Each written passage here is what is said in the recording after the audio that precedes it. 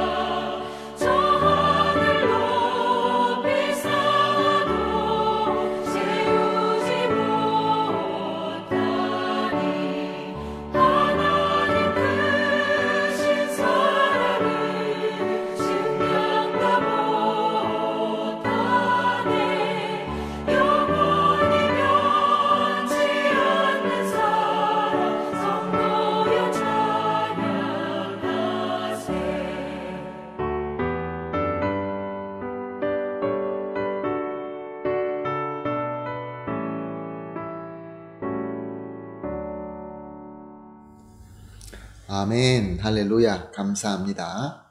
하나님의 말씀 함께 보시겠습니다. 오늘 우리가 함께 보실 하나님의 말씀은 다니엘서 9장 12절에서 14절 말씀입니다.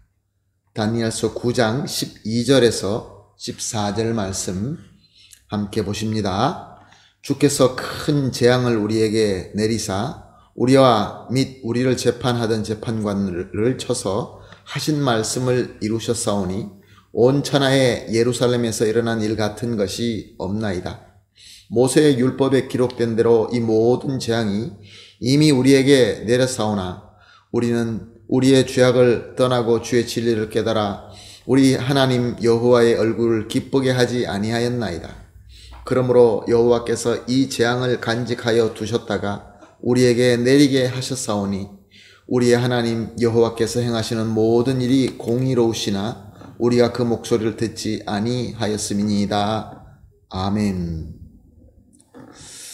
그렇습니다. 하나님은 이스라엘에게 율법과 선지자를 통하여 말씀을 주셨습니다. 모세를 통하여 율법을 주셨고 선지자들을 통하여 말씀을 주셨습니다. 율법은 하나님께서 하나님의 백성으로 해야 할 것과 하지 말 것을 또 이에 대한 복과 벌을 제정해 주신 것입니다.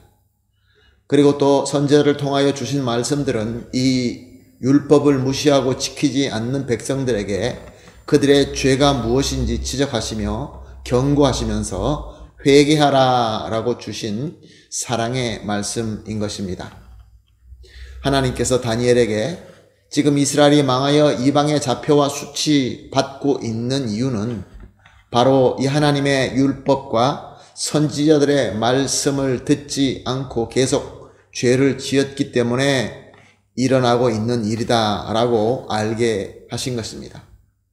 그래서 오늘 본문의 다니엘은 주께서 큰 재앙을 우리에게 내리사 율법에 기록된 대로 이 모든 재앙을 이미 우리에게 내렸사오나 여호와께서 이 재앙을 간직하여 두셨다가 우리에게 내리게 하셨사오니 이렇게 백성들에게 선포하고 기록하게 된 것입니다. 사랑하는 성도 여러분, 우리 하나님은 참 사랑의 하나님이십니다.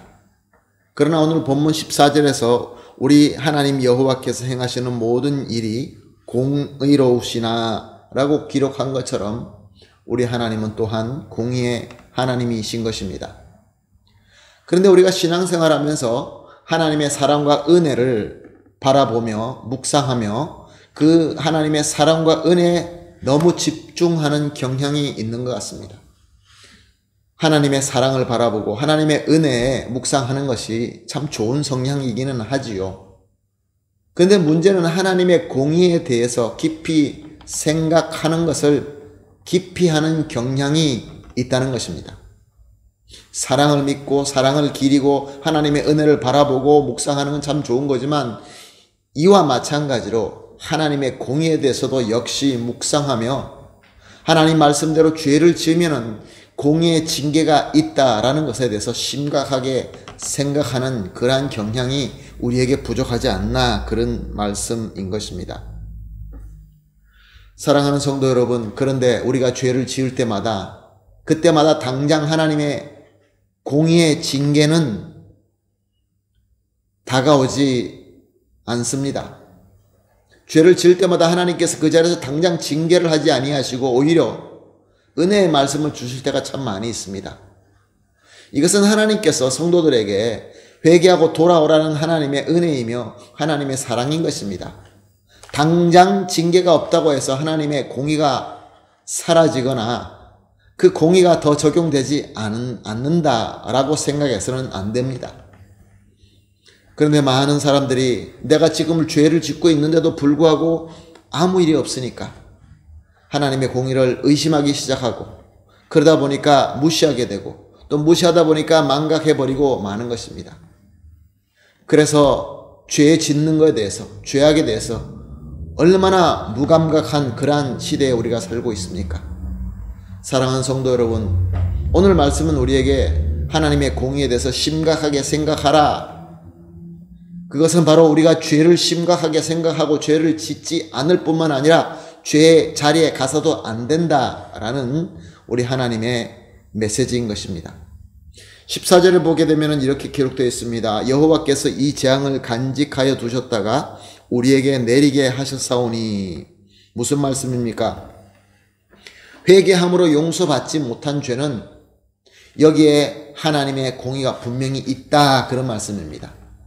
회개하지 않는 죄는 그것이 그냥 시간이 지나간다고 해서 없어지는 것이 아니라 그것이 계속 쌓이게 되고 하나님의 진노도 더 쌓여간다라는 아주 무서운 말씀입니다. 그러나 사랑하는 성도 여러분, 우리는 예수 그리스도의 공로와 은혜가 있습니다. 하나님의 사랑이 함께 있습니다.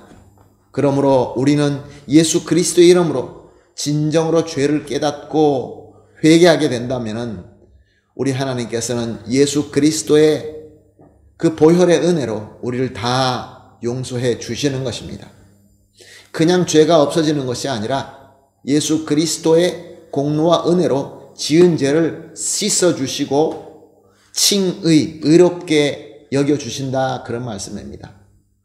그러므로 사랑하는 성도 여러분, 오늘은 이렇게 기도하십시다. 하나님의 공의에 비춰서 우리가 어떤 죄를 짓고 있는가, 그리고 그 죄를 우리가 깨달았으면 회개하고 있는가, 이것을 묵상하면서 합심해서 이렇게 기도하십시다.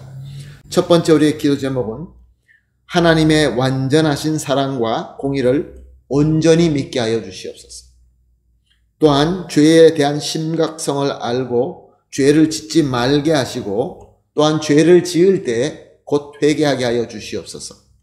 그리고 마지막으로 항상 우리 주님 예수님과 함께하면서 성화의 삶을 살게 하소서. 세 가지를 합심하여 기도하시고 개인적으로 기도하신 뒤에 오늘 하나님께서 허락하신 하루를 예수 그리스도의 이름과 능력으로 승리하는 귀한 하루가 되시기를 예수님의 이름으로 축복합니다. 아멘. 다 같이 기도하겠습니다.